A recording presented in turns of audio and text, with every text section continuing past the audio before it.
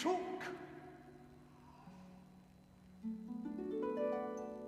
a cyclone of stubborn swallows to fashion summer from a jumble of rain. Uncouple us from our resinous beds of reed.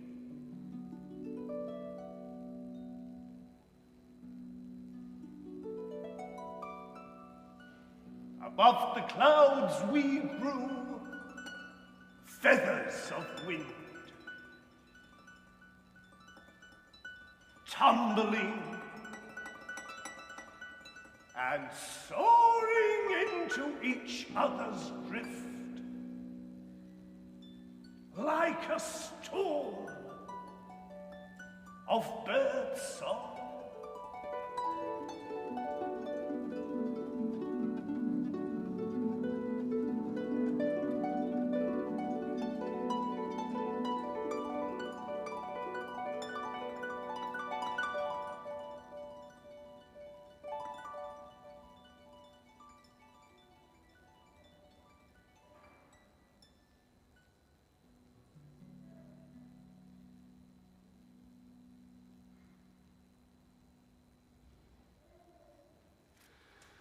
Thank you.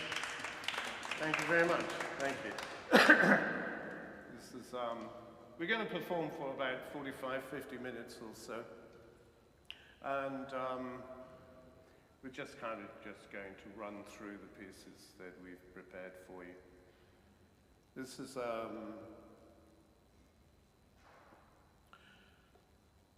it's a kind of relationship piece. It's really about the almost Sisyphusian impossibility of maintaining an emotional equilibrium within the context of a romantic relationship. It's called The Loop Route.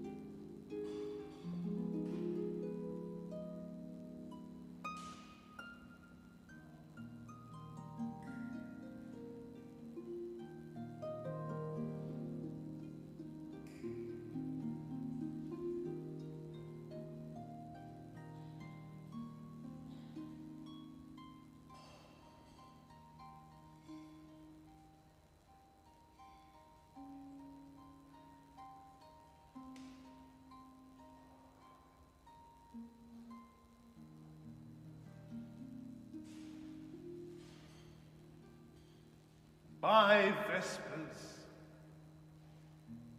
we had sidestepped the doormat dead, danced lazily, dreamy among the pipistrelles.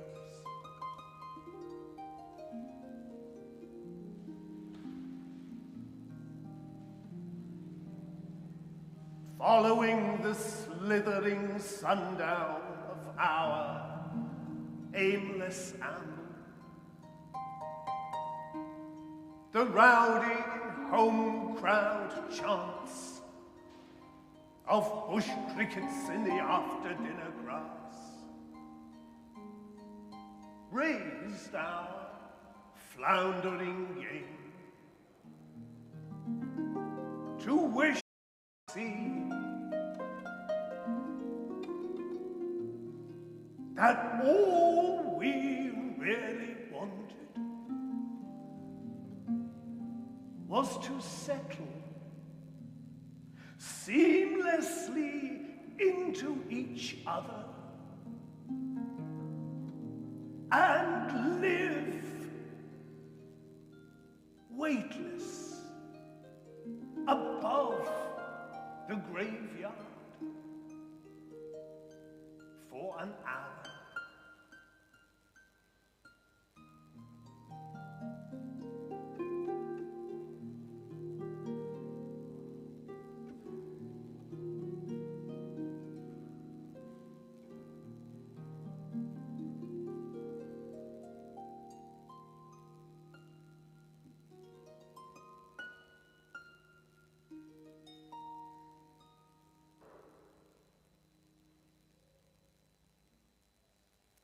Thank you.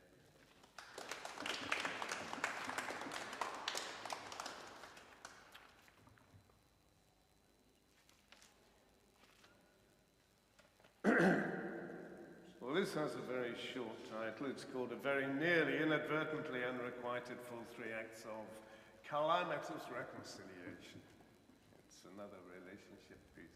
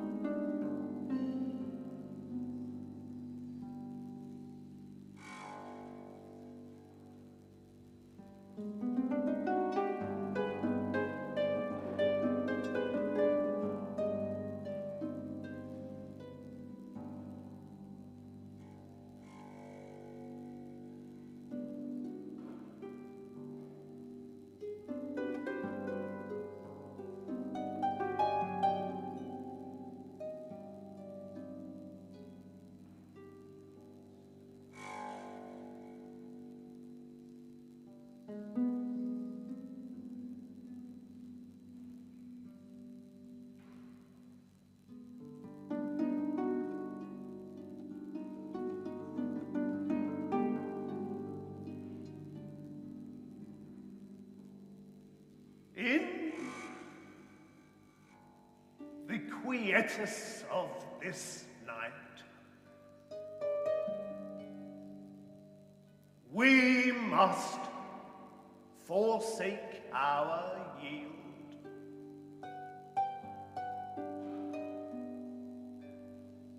surrender our turning leaves to the wind,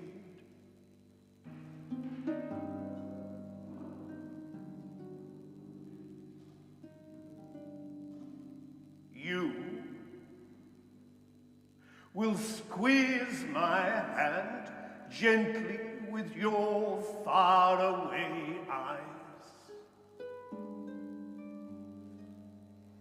Sing something sotto voce, sweet, warm as a tear.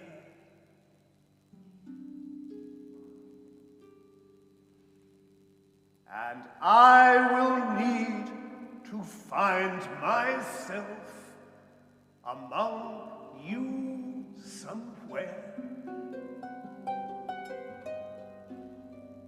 Angle my deafness towards the trailing, inky nimbus of your verse. Just far enough away from its sleepless thunder to hear you breathe. Sail over the shifting sands of my incurably inconsonant reply.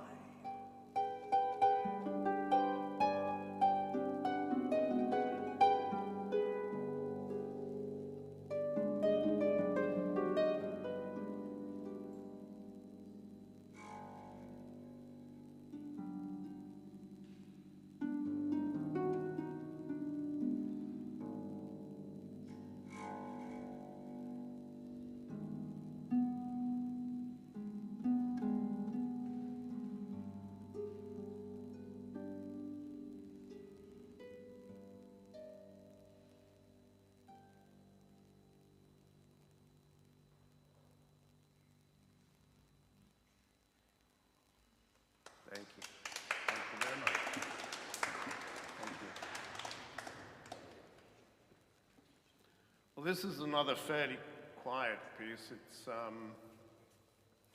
It's really about how sometimes love can be replaced by a resentment of a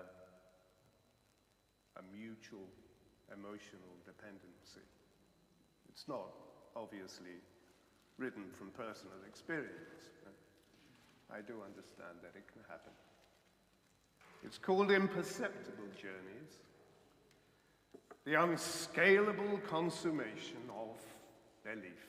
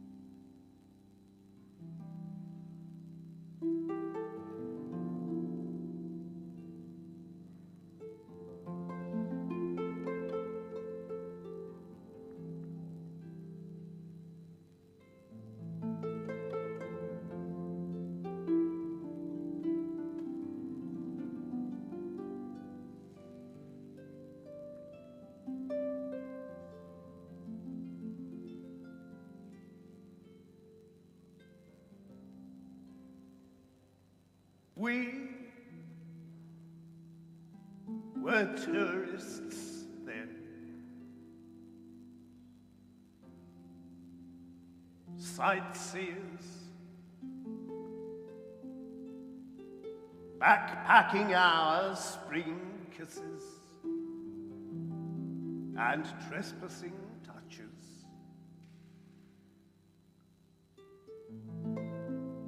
Promenading counter-currents on dream-drifting tides. Impeccable pearls in our shell.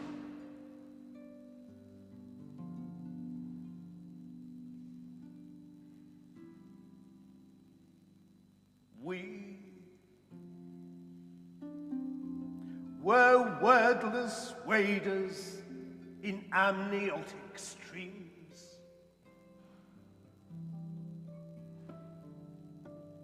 embryonic amblers,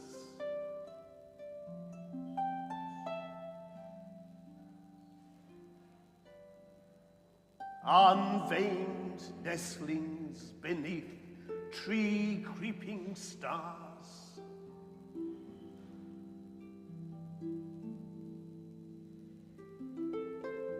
Silk-skinned ripplers,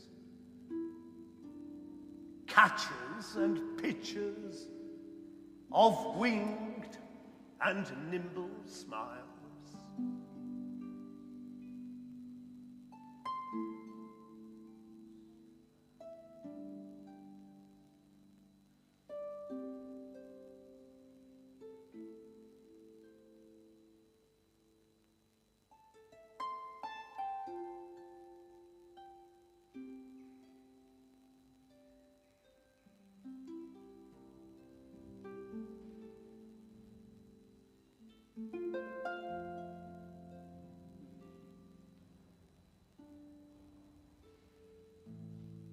We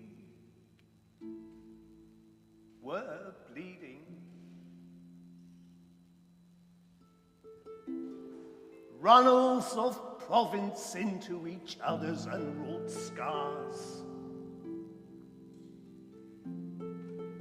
brittling our bones in the monolithic shadow of our union.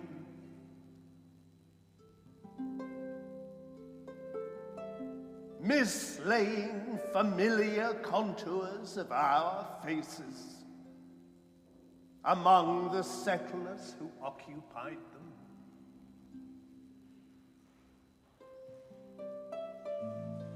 We were destitute,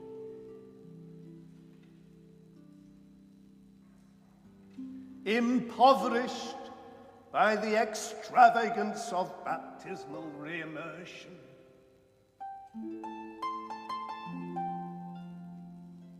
Owning little but a fear of loss.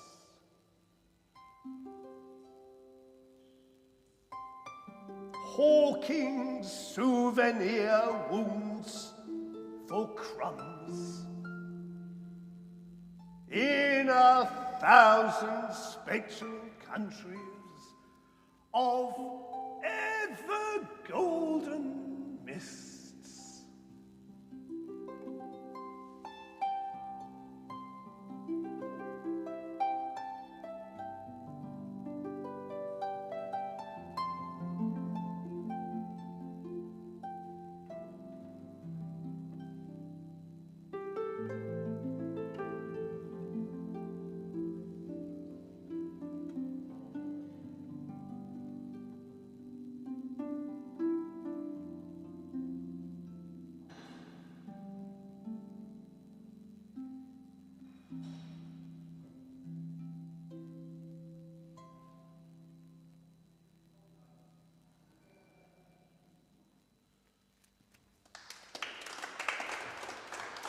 Thank you. Thank you very much.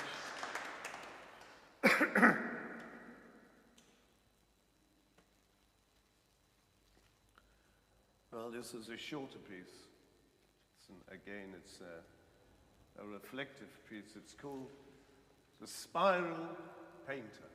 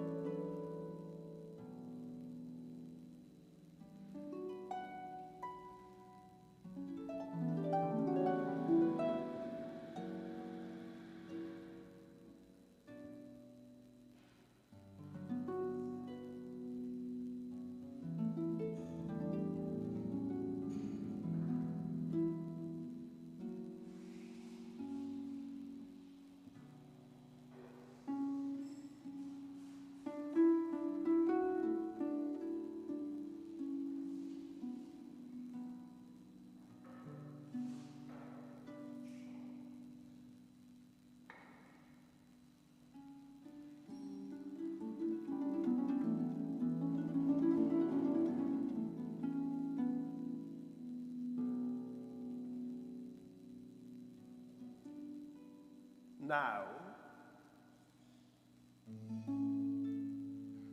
I wait for you in altered oils,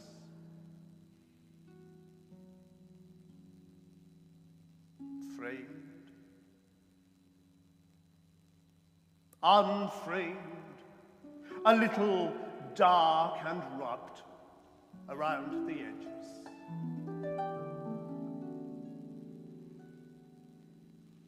Dressed, undressed, I caress you with the edge of my finger.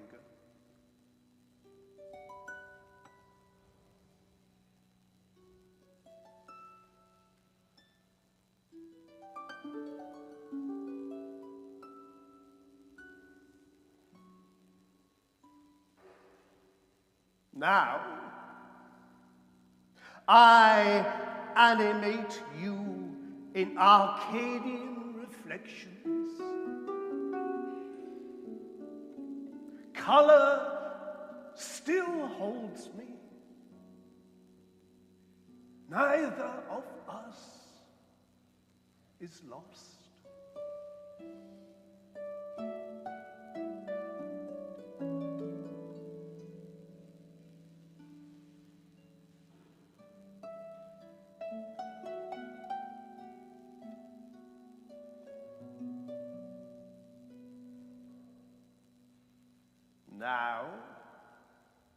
I retouch everything. The stammer, the sound, the bits no one else can see. Beyond the yellow varnish of the horizon, the impossible sky.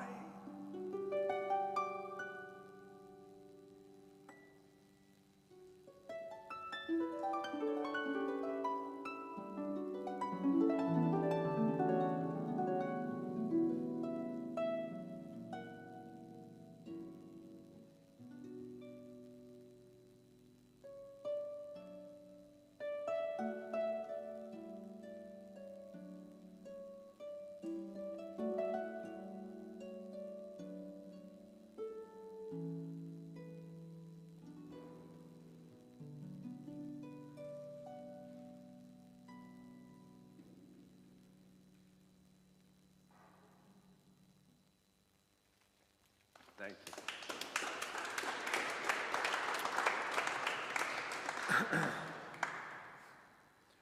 Well, this is a very short piece. It's a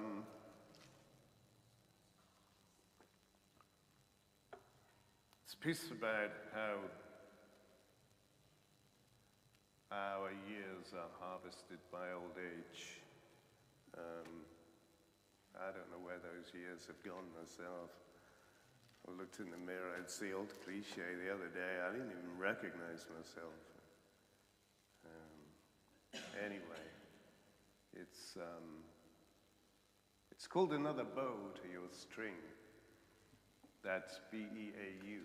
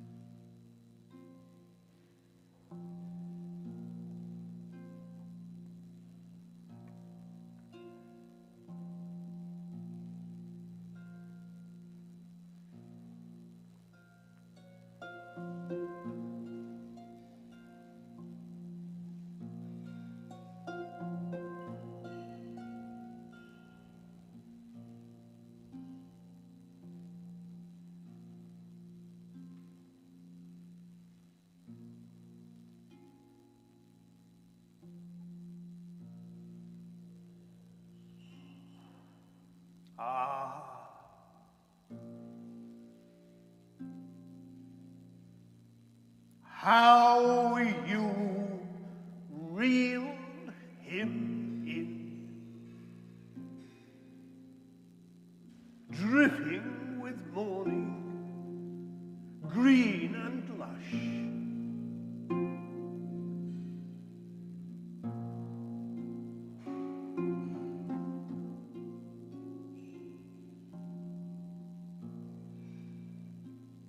How you stole him from his fields of corn, plucked hollow the orchard of his eyes,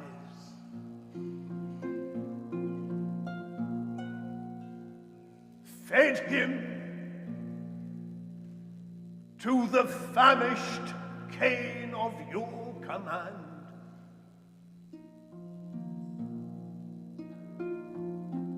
Lost him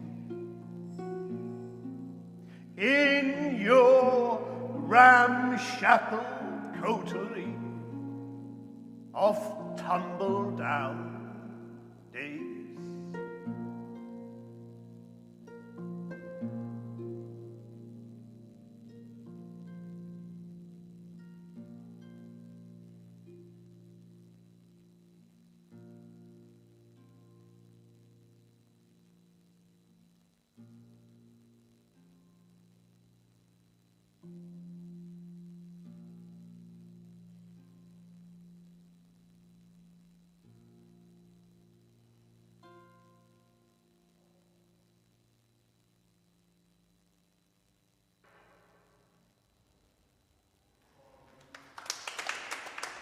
Thank you.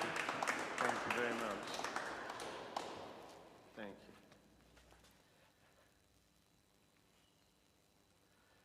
Well, this is another short piece. It's a piece that was inspired by a visit to Flatford Mill in Suffolk, Constable Country. And we kind of ended up walking through a flower meadow just above the mill. And it was a beautiful experience. The flowers, it was summer, the flowers were out, full of color. And the whole thing reminded me of the flower meadows that I used to frequent as a child. And they were so numerous in those days. They seem to have almost imperceptibly disappeared over the decades. And I know that there was fairly recently a program of reintroduction of the flower meadows to the countryside. And I don't know if this particular one was part of that scheme or not, but it was very beautiful, and it sort of, as I say, elicited various memories, bitter and otherwise, of my childhood. And I suppose it did inspire this piece. It's not what the piece is about, but the experience of walking through the flower meadow probably did stimulate something that found its way into these few lines. It's called An Age of Remembrance.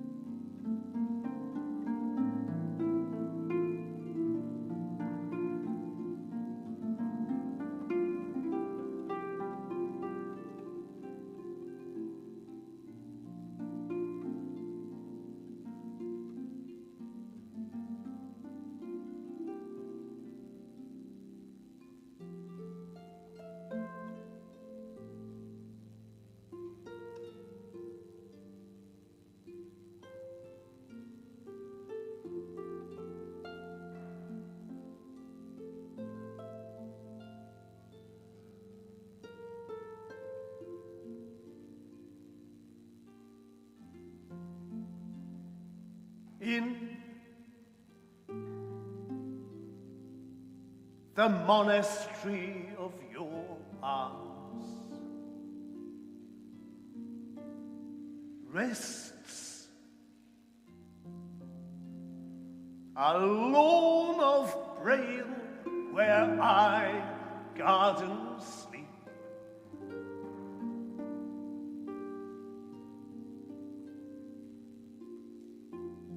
By the mill house of your summer lips,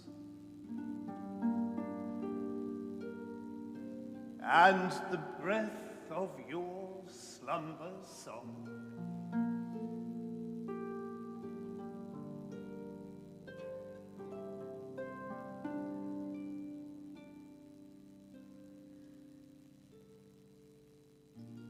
Beneath the open parasol of your kiss, among downy soft hatchling mornings, where we seeded ourselves, meadows of wilder flowers,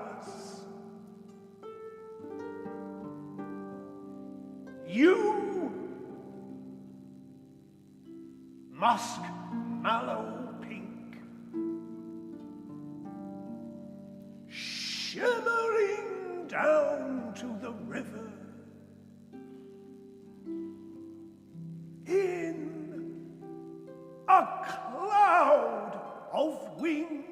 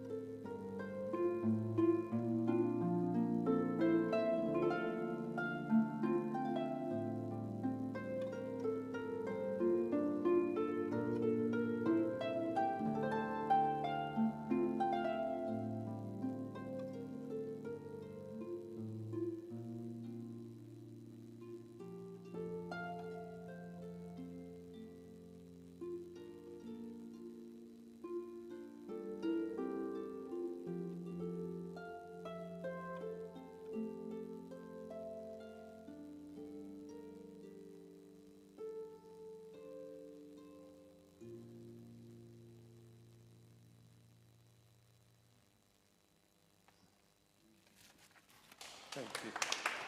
Thank you very much. We've got a few more for you. This piece about asking questions is coincidentally called The Question. I like to preface it by mentioning that the last time I was at the Edinburgh Book Festival, the day before my performance there, I went to the Fruit Market Gallery in the city. I had a look at an exhibition of the work of the famous German painter Gerhard Richter, and I'd been there for about 20 minutes or so when the charming young woman came up to me and asked me if I was real. She said she'd been watching me for some time, but she couldn't decide if I was an exhibit or if I was real. It was a delightful encounter and a poignant question, but one I couldn't answer because many years ago I'd asked myself exactly the same thing, and I was still waiting for an intelligent reply. I wrote this piece a long time ago now. That's something around 25 years ago, maybe 30 years ago. And it seems to have assumed considerably more significance of late, the question.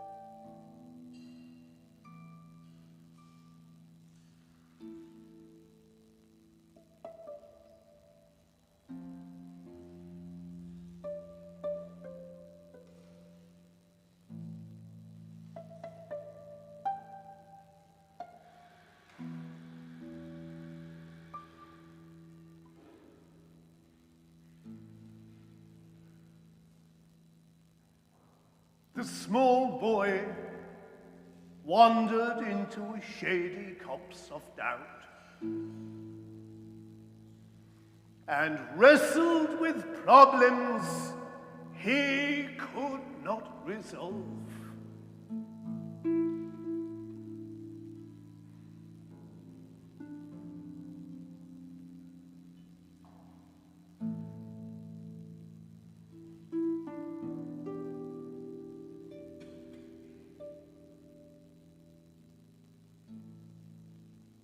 As he knelt down to look more closely at an unusual flower, he suddenly noticed that the flower had disappeared, and in its place he was surprised to see a gray toad.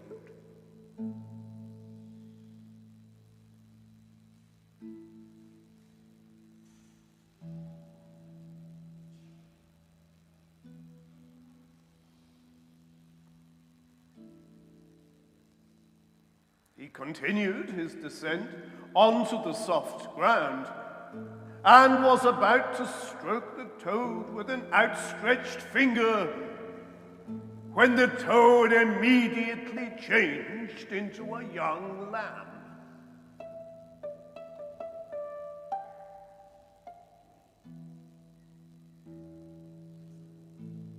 Amazed and delighted, the small boy stroked the young lamb joyfully, ruffling its soft, curly coat, until it let out a fearful roar and at once changed into a bear.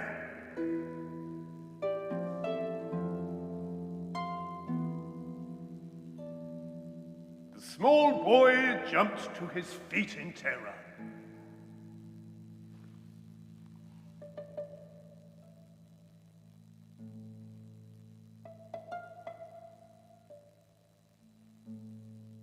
"Don't be afraid," said the bear. "But you could harm me," uttered the small boy nervously.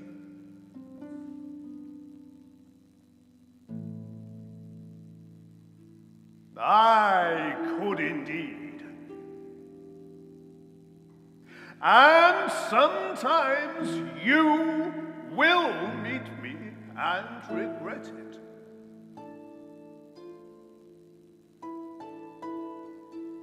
But not today.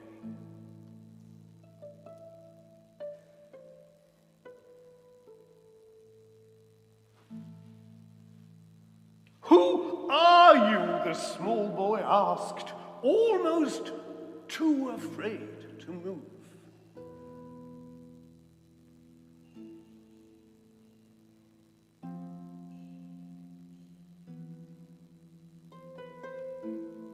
"I am Truth," replied the bear, drawing himself up onto his hind legs, looking twice as tall and even more fearsome.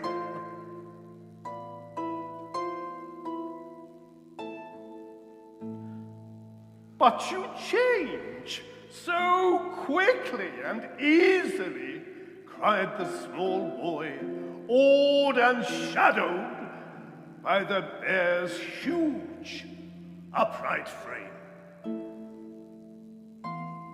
"How shall I know it is you if I meet you again?"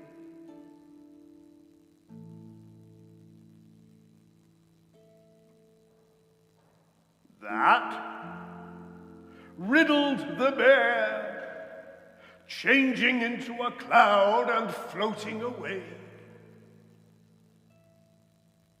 is something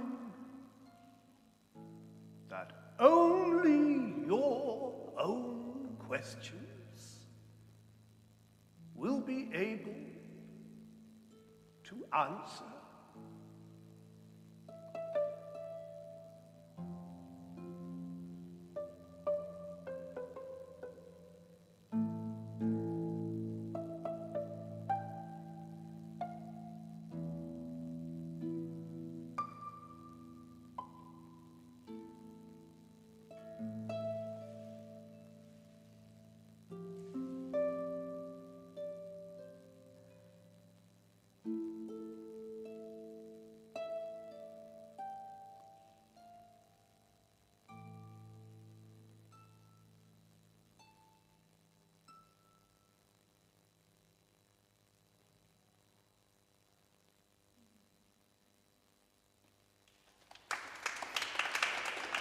Thank you. Thank you very much. Okay, well, we've got maybe a couple more short ones, and we'll finish on a slightly longer piece. This is, I should just mention at this point that all the pieces that we've done this afternoon are in my new collection, short chapters from Sunset, which is discounted this afternoon. And with Christmas just around the corner and only 8 months away, they do make lovely presents. Have a look. This one features a lumpsucker, which, as you know, is a small fish that swims close to the surface of warm water to increase its chances of survival. It's a rather nice image, and it's really a memory piece. It's about an old chap who's looking at his wife and seeing her as he did when they first met, which was a long time ago. Portrait in fading colors.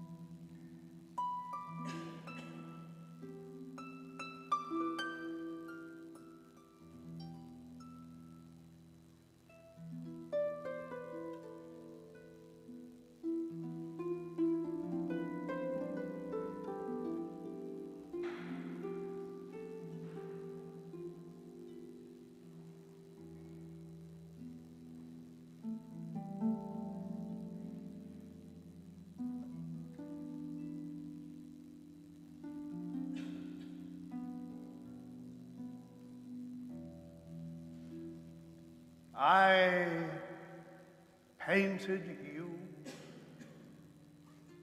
playful in bower shadow,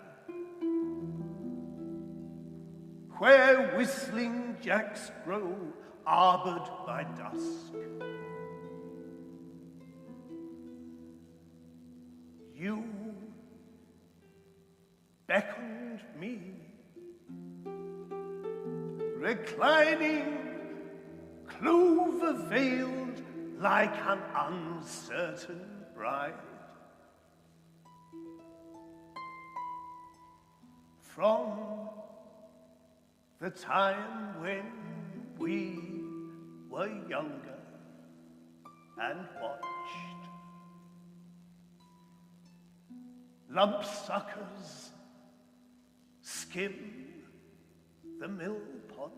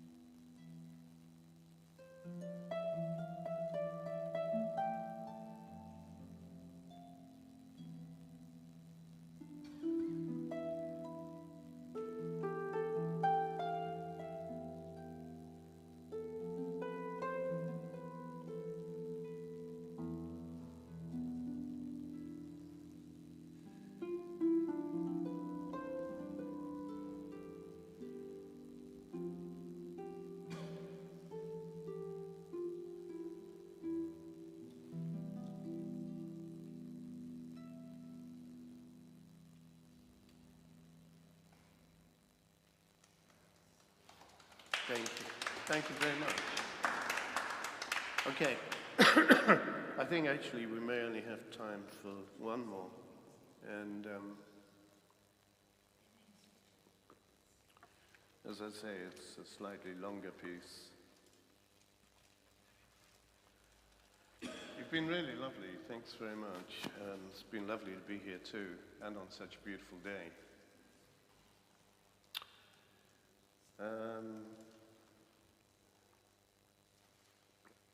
The catcher's tap.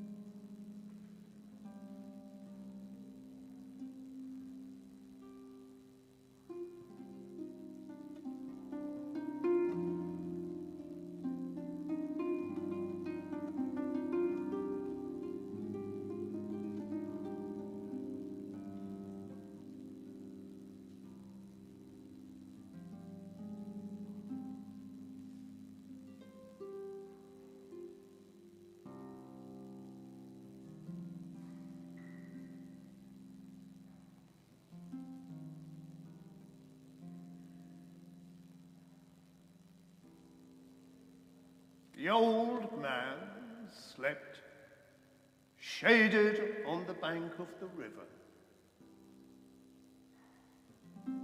and dreamed of a time when he was young.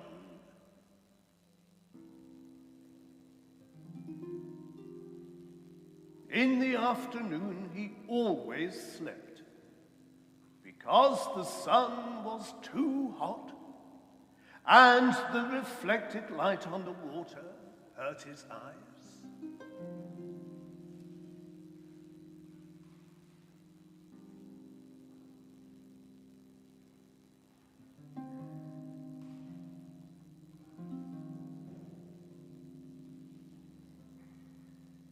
On the path, not far from the old man, walked a small boy with a butterfly cupped in the palm of his hand.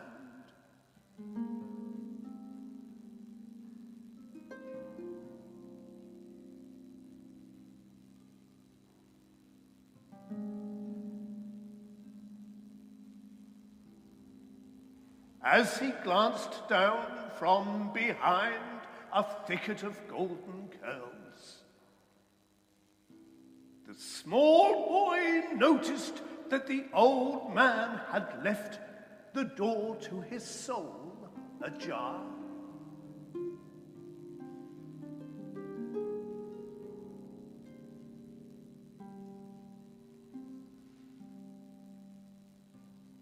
Almost at once, the small boy released the butterfly, tapped lightly upon the door to the old man's soul, and crept in.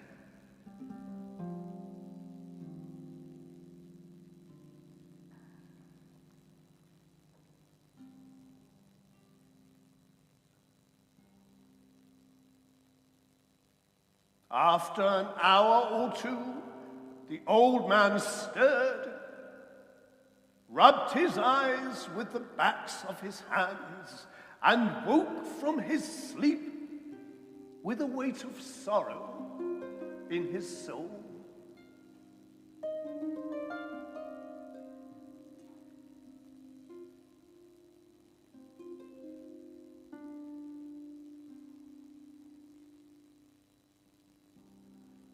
Despite his years, the old man did not feel old, yet his dream had troubled him.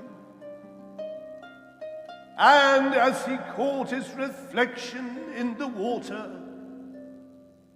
he felt tears run down his face.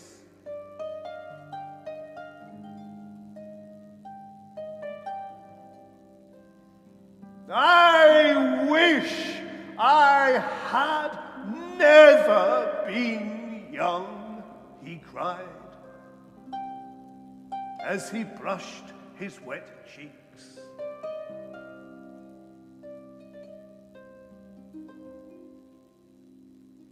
I could easily have borne being old if I had never been young. And my dreams tease me in the cruelest way.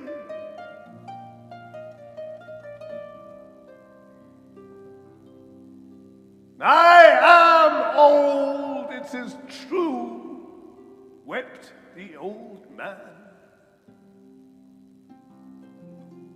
And I have no heart for dreaming.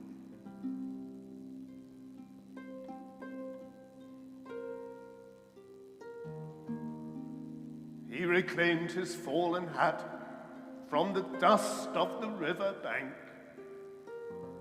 and watched as a butterfly opened and closed its wings on the felted head of a bulrush.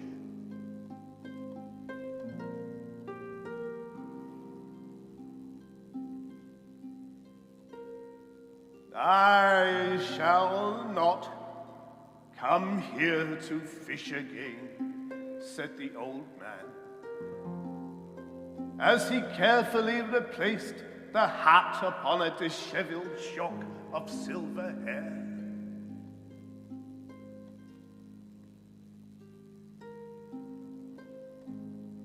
I have caught a fish which I cannot throw back, and I am haunted by its sorrow, he sighed, as he closed the door to his soul.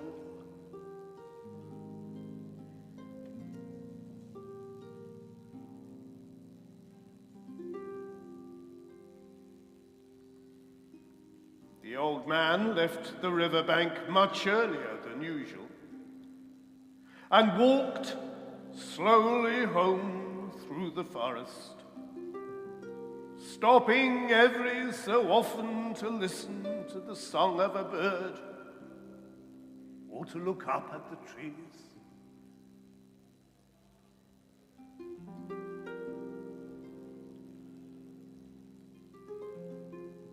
When he arrived at his cedar-bowed shack, he was tired again, but was afraid to sleep.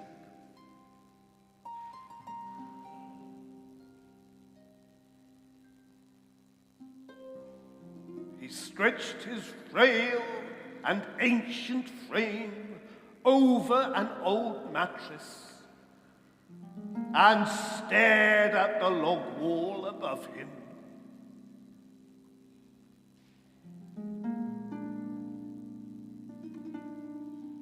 A wise man does not look for what he knows he cannot find, he sighed, as he slowly closed his eyes.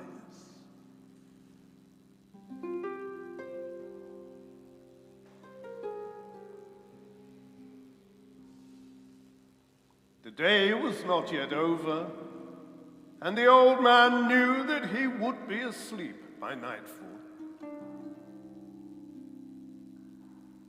But as he closed his eyes, he vowed that when he returned to the forest, he would try to forget that he had been there before.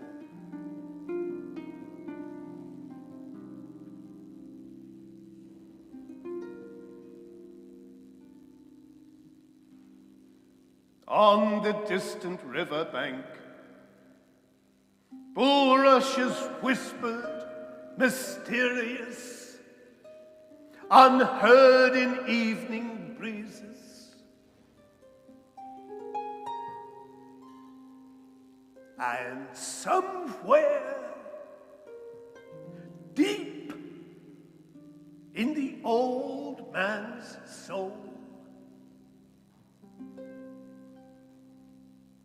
a small boy searched for butterflies.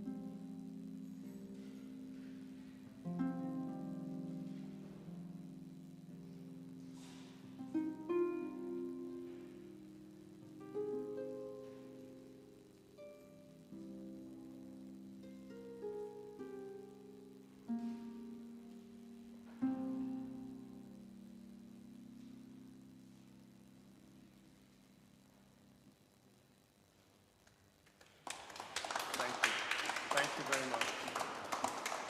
Thank you very much. Thank you. Thank you very much.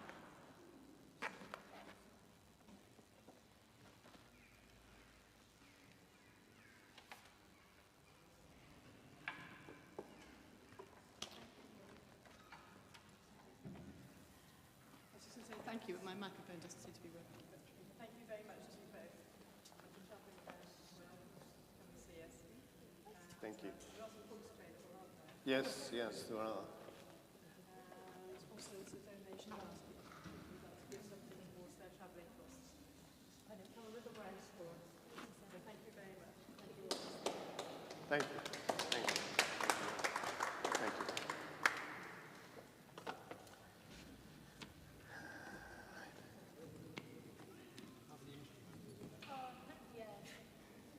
It takes a year to build it, apparently. Really? Yeah. This is a harpsichord. Yeah, harpsichords are like, they do it more like a keyboard. But they sound slightly like because they do clock. But the mechanism works rather than doing it with a harp. That makes sense. We play beautifully. Oh, thank you. It's a nice second. I like the way they kind of linger on the Oh, thank you. Well, a lot of it's improvised and responding to what this is doing. Thank you.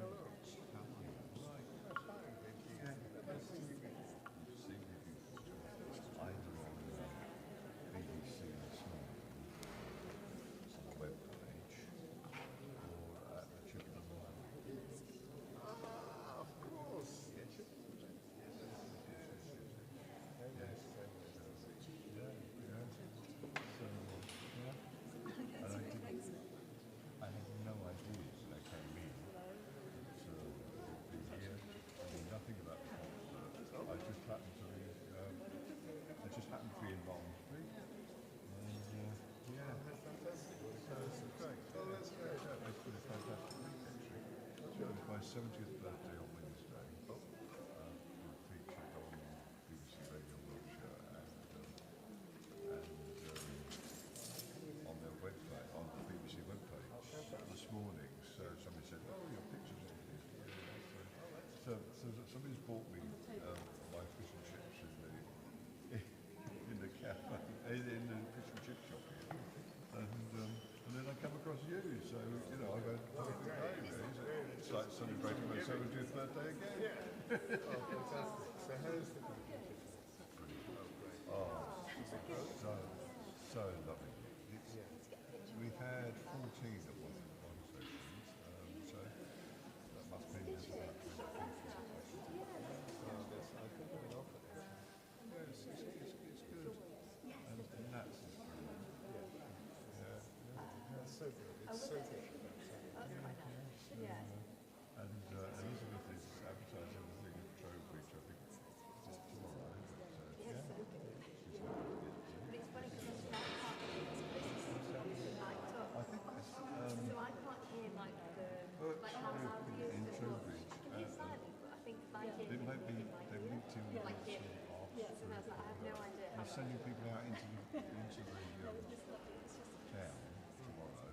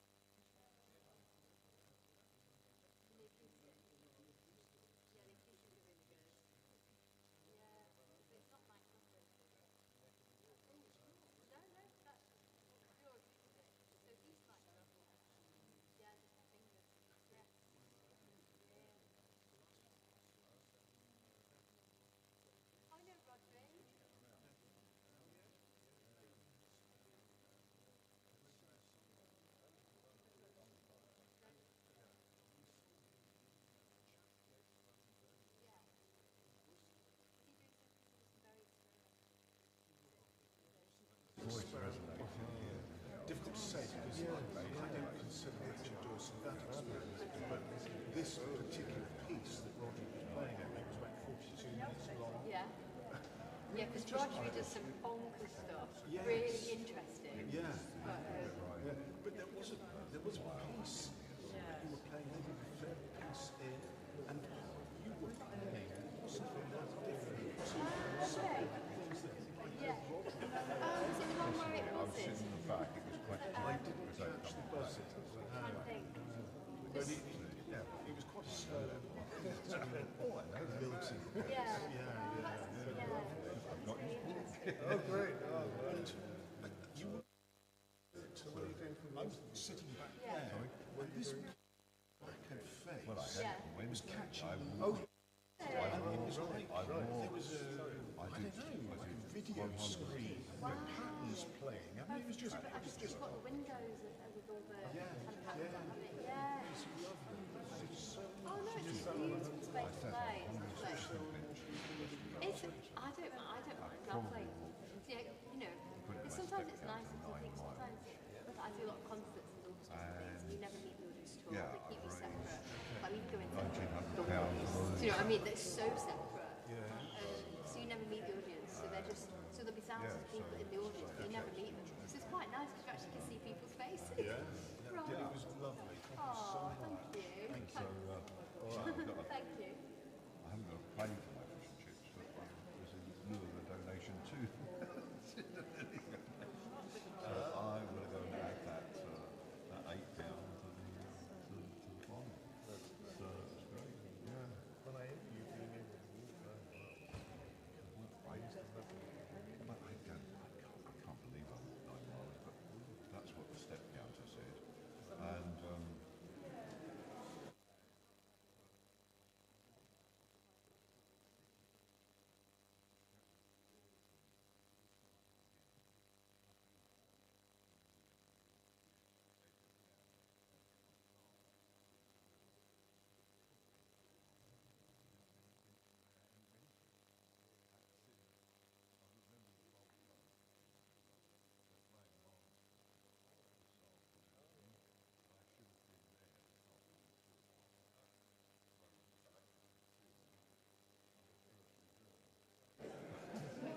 they were playing Malmesbury at Chippenham.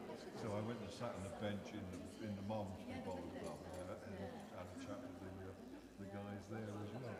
So on the Intrepid bench sitter, I did a number in the grounds here before coming in, had a fish and chips sitting out under a tree, and I found myself sitting on the bench nearest the Abbey. It had given away. I don't think that did. So let me ask you, how long did it take you to get over, physically get over? Actually, I got in the jacuzzi.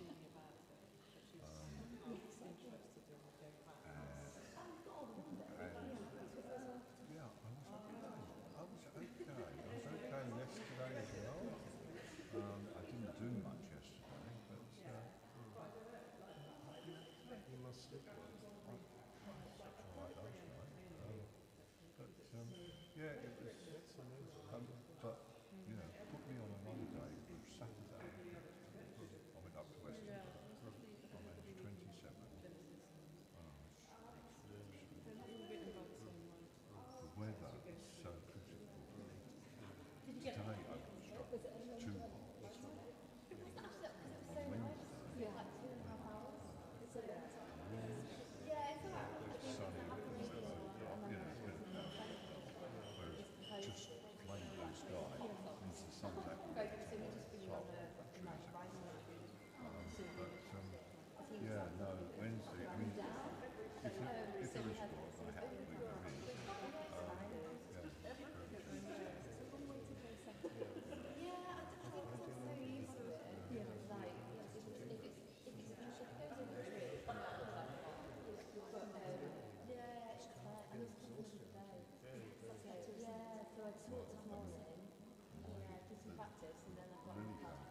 She was just